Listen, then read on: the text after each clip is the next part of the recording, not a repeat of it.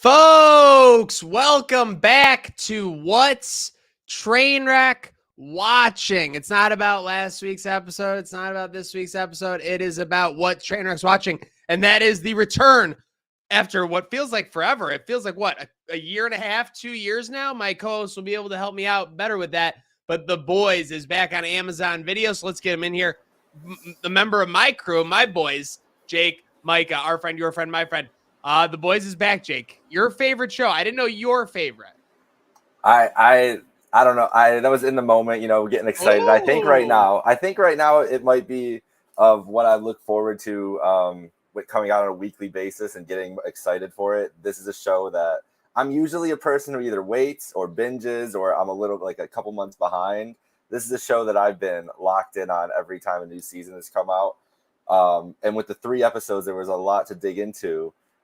It's a great day. What a weekend for summer TV.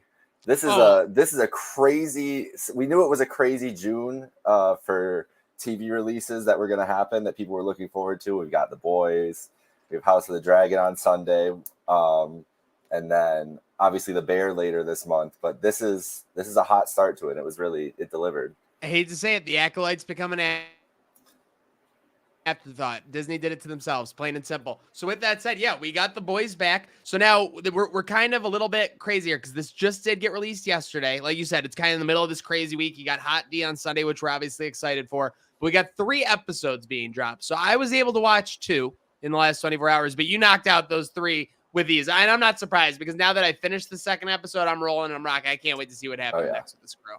Yeah, it was really hard. It was really a cohesive start to the season. They did it nicely where you knew it was gonna wrap up at a point where you're like, damn, they gave us a good chunk to go off of, but we really don't know even at the end of the episode 3, which we won't get into big, but there's just a lot more to dig into with all the players at hand. But I was surprised that there's some character additions that we'll get into and everything, things that I wasn't expecting at the start of the season that has really freshened up the dynamic, and just some plot things going on that are really, it just feels like a different vibe. And I feel like they needed that at the end of last season, because it was kind of the same energy in season 2 and 3 for where the standoff was between the Boys. Agreed, where the conflict was 1000%.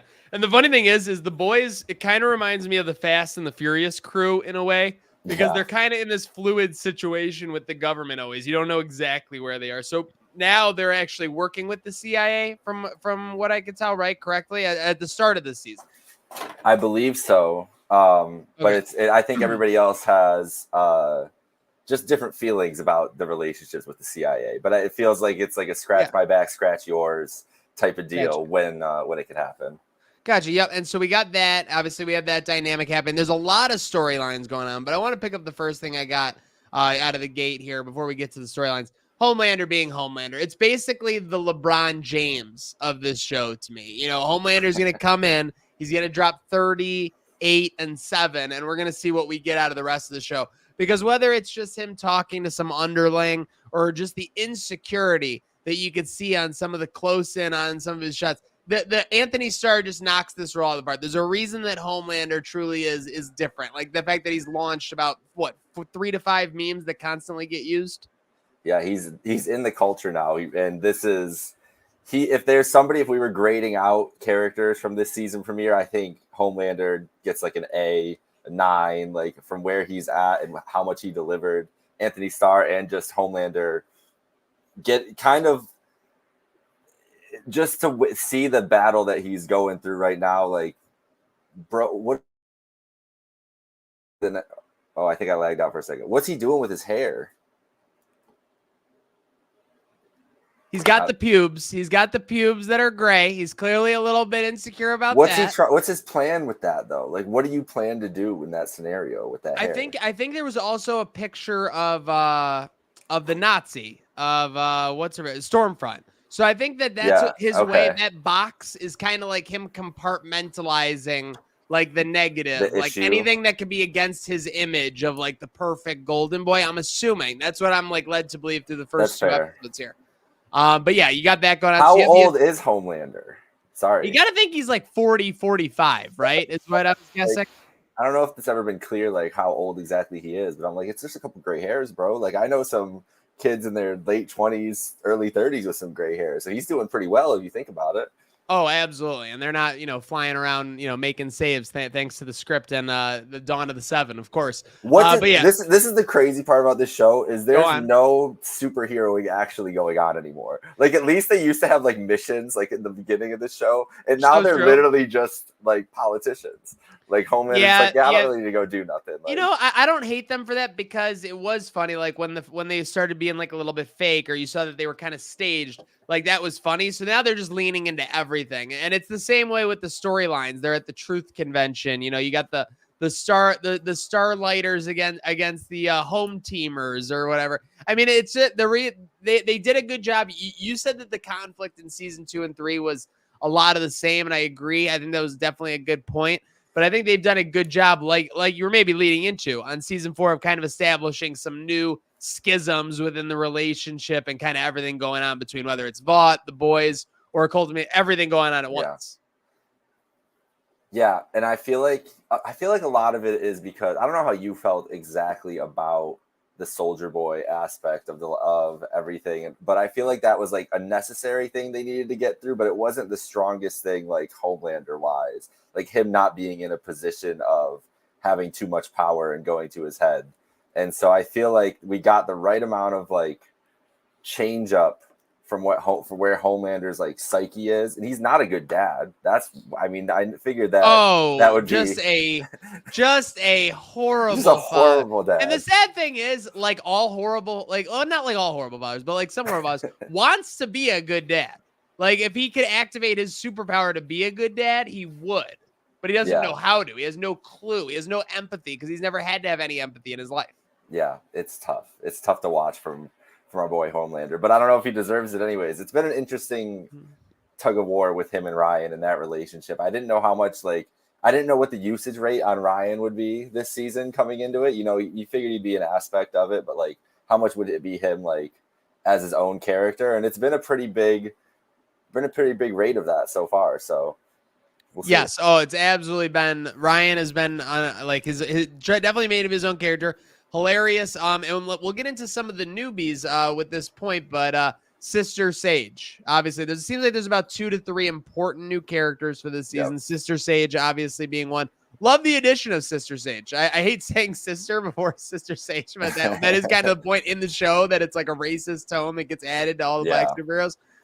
Like literally great character, and it's very funny. You're already I'm like 1.2 episodes into her and Homelander working together, and you're already starting to see the cracks in Homelander's theory of it and the foundation for sure. Well, the biggest thing with her is she is the smartest person in the world, but we have no idea. Not the smartest woman. Smartest person. And we have no idea what her motivations are. She was so quick-witted in that moment. It was more of in their first interaction, it felt more like a survival thing. Like 1,000%. I need to alpha him however I can and hope for the best. And she said, like, you can laser my head off right now, like whatever. Like she was very ready for that scenario to happen because he's pretty liberal with that at this point with his lasers. And she very liberal. I don't know if her grand plan is for Homelander to look the best and look like the most powerful superhero and get all these things that they want, or if she's had some grand plan like on her own and he is just like the biggest pawn in her thing right now. Because it seems like she's getting everything besides like his acts of his temper basically just going off. Like she has it pretty much under control, I think. More like a puppet master. She's got Homelander under her thumb right now. She's kind of manipulating it. Again, you might be seeing more of that in episode 3 or whatever, but it's a good dynamic between the two. I like the delivery from the actress. It just feels like very, like not off kilter. Like everything is very methodical. Like you would be if you were the smartest person on the earth. So I would like to hear maybe more on why she's the smartest person on earth, how that happened or whatever, or like why her brain works like for that. But it's interesting. Like, how does that get determined in your superpower? And can I say one thing? And I don't want to be an asshole or whatever, but I don't think a smart person would necessarily have like books, like just keep reading books. Like I think maybe like 5 to 10 screens all at once, like taking in information like that. Like I get what they Yeah. were trying to convey. Like she takes in information, things like that. That was my only nitpick. It's very hard to nitpick the boys. There isn't a complete lack of logic. They keep it moving with comedy, they keep it Yep. moving with action, and they keep it moving with little forms of drama, whether it's Vought and the government, whether it's the boys Vought, the government Vought, et cetera, et cetera. But the one surprise here, as we kind of get into the storyline aspect of it, is dual sided here. One, you have Victoria Newman finds them out and kind of offers a truce, saying that they can't undo each other. But then you also have the information finding out that Dakota Bob is working with the CIA and trying to take out Newman himself. Yeah, man. It's the Newman aspect of this is really. I feel like she is. Like she's another one where I don't really know like what her motivation is at the moment. Like I feel like she's spinning a lot of plates that are going on right now with where she's at, and it's nuts, man. Like she came out of nowhere, and I feel like she is one of my. I mean, I hate her, but for that reason, she's one of my favorite characters because she's so perfect in in what she's been doing at the start of this season.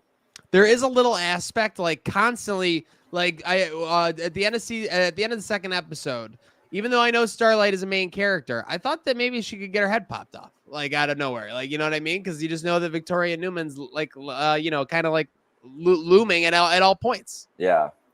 What do you think when she shows up to that van? Like, how in danger do you feel like they are in that moment? Like in that verse, not because here's the thing. She doesn't need to show up anywhere. She could be down the alley and doing so when she shows up in person, it's almost like you're safer than if if you didn't see her at all, of course. Yeah. She was so casual about it. It's very casual. It's like a weird, I don't know what to do with her there. Her and Sage are gonna have some kind of big showdown by the end of it. And this is no spoilers for you, but I just feel like those two personalities have to clash at some point. Well, I'll let you potentially get into a little bit of a spoiler here. Okay. The actor who plays Negan on The Walking Dead, I saw him briefly in episode 1. I didn't see him again in episode 2, but I'm assuming that he's coming back in episode 3 and beyond because he's clearly a pretty big actor, and it seems like he's got a part in the story. Yeah, he's got a part now. It's interesting to see his dynamic. And so, feel free to search this however you want, but some kind of special ops guy who used to work with Billy Butcher. So this could be good. You said early it's government related. Like you don't know who's working with who and everything, and he's the perfect version. He's got He's got intel and he has his own vision for sure. Now I'm not. I don't know. I might be an idiot. Frenchie. I thought Frenchie loved Kamiko. I thought that there was a loving relationship there, but now is he bisexual? I'm fine with either way, but I'm just trying to figure out the actual character. I'm trying to understand. I lost it when he started making. I think he is. Yeah, I think the Frenchie's vibe is he's just kind of down for whatever at this point. Okay. So he needs an emotional connection. I gotcha. Yes, Okay. Yeah, because obviously I think we just ended the second episode. He was talking with his former master. I forget her name because she's kind of in the past now, but she's saying he always loves taking in the strays and kind of like causing problems. And it seems like that's what he's doing, even with Kamiko in a way. I do have to say one thing. Laz Alonso, did he have some like kind of like surgery or something between the previous season? He looks a little bit thinner / different. He does. You know what? If it's something that happened, I'm sorry, but he just looked like bigger in the other seasons. I didn't think about that. It kind of looks like the Tom Brady. Yes, dude, he got Brady. Yeah. He got tightened up. Like no disrespect, but dead ass. I had to like do like a double take the first time I saw him on scene. I did too. Sure. I'm with you. Okay, yeah, that was a little crazy. But with that said, the boys' dynamic is still delivering just like it always has. The difference is now you got Annie January in the mix. Annie January, yeah, she's never been happy on this show once. Like, I mean, she hasn't really had good reason to be, but at least I feel like on the cheery meter, she's on like a 3 or 4 compared to where we get some jokes and some good vibes from everybody else. This is the most depressed. Annie's had a tough time. I mean, for a series that literally started with his girlfriend getting obliterated, spoiler alert, this seems to be the most depressed we've seen Huey from what I can remember. Maybe I haven't done like a great rewatch recently, but That's I mean, true. with Huey's given his kind of just mother had returning, he's in the fucking dumps. he's down in the dumps, and who knows what that temp V probably causes some minor depression. I would imagine. Oh, That both you would these have guys to are you would have to anticipate that there's some side feeling something effects like from the that too. temp Yeah, V. the mother thing is interesting. I mean, we know that she left a long time ago, and that she shows back up out of nowhere with Huey there and his dad. Who, what happened to him? I can't remember what. Yeah, stroke. Yes, there it is. So he's just in the hospital. So yeah, I don't know how Huey balances this time out. I don't really understand how the boys' time works. Like when they're in the office, like what are they doing? Do they have specific roles? Are they just kind of like putzing around? It is doing weird. They stuff? show up to the office like almost strictly just to like meet, and then they're out of the office. But they have the office space. It feels like an after-school club kind of vibe where everybody's kind of doing their own thing, just hanging out. To me, it reminds me of a show that took place in a lot like in a detective law office. The Wire would have like these sketchy offices, but they would be working in them for like prolonged periods, and like a scene would finish with them talking in it. Whereas it just feels like they show up to this like when like Billy Butcher's like planning something or they're having an argument. Yeah, Mother's Milk does have like a board, like a draft board behind him right now, pretty organized. That is pretty Wire-esque. So it's interesting that the elements of stuff that they steal from everything, like the boys. I think that's a reason I enjoy it, is because they steal stuff from so many different like real life scenarios or other TV shows and just change it to like superhero stuff, like related stuff, and it's so subtle like that. I think that's one of those things. A lot of like the government stuff too, like different things. It's interesting. The Seven is just the whole dynamic with the Seven right now is crazy. Have they never had seven? Is that like a running thing? Like, am I supposed to be more aware of it? Because when's the last time they've actually had 7 people? It's been a long time. It's probably at this point a dedicated thing that's never going to happen. It's like college football conferences that are just like, we have 15 teams, but we're still the all-state 12, which it'll be this year. Yes. They just got 7. I think they have 6 now, though. Right? Yeah. They got 6. And they might be getting renamed. Who knows? But let's go. Listen, I got to tell you something, Mike. Okay. Did you know that globalists put chemicals in the food to make us gay? You know that Dakota Bob is a demon from hell and that the moon isn't real? Because you can find out more at TruthCon. This was unbelievable. TruthCon is a place I hope Trainwreck Sports never ends up out. It was, and the amazing thing about TruthCon was, and they did this on purpose, was they flashed by like 10 different like snippets or stories, but there were 2 that were true. Yep. Stormfront is alive. Soldier Boy and what's her face were like a couple, right? Was the truth. And it's just funny, and it's exactly how these things exist, right? You get a couple shreds of truth, you get a couple truths, and then you extrapolate it all this crazy. It was hilarious, perfectly done, and this is why episode 2 was amazing. Whether it was beginning from the Will Ferrell cameo in the Will Ferrell cameo was unbelievable as himself. Perfect. Talking about winning like an Oscar. Yeah, the director just loved Will Ferrell. Just was like sucking up to him the whole time. Like, yeah, bro. Like, Will, that was an amazing scene, bro. You were so great. Yeah, I was shocked by that. That's that Amazon Prime money. That's that Jeff Bezos money. Dude, Bezos, no expense spared. I love it. I appreciate it. A-Train is the most. I lied because A-Train is the most interesting character of this. A-Train is the Theon Greyjoy of this series. I'm saying this right now, is that he's kind of been on each side. He's got emotional reasons to be torn, and at the end he's gonna do something that's gonna be like big for sure. But he's all over the place. Yeah, man, he doesn't know what to do. Like he's just it's been really interesting to see his dynamic and everything else. But to see him and Huey, just like their interactions are always so tense. I feel like it can go which way for Huey. Huey has his temper. That's what he shares with old Butcher, that's what one of the things he's learned from him is going off the handle a little bit. Huey was a little less crass before. Yep. Wait, hold on.